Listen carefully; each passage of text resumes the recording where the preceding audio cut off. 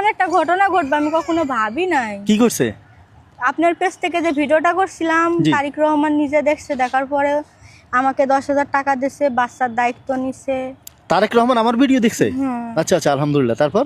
পরে এমপি পাঠাইছিল, উনির মাধ্যম দিয়ে 10,000 টাকা পাঠাইছিল আচ্ছা। আমার জন্য। পরে আমাকে অনেক খুঁজছে, পাই নাই। জি। পরে ওই এক ডিমালা ছিল, উনিরা জিজ্ঞাসা করছে, পরে উনি কয়েছে ওই মাথায় আপা দেখেন গা দোকান করতেছে।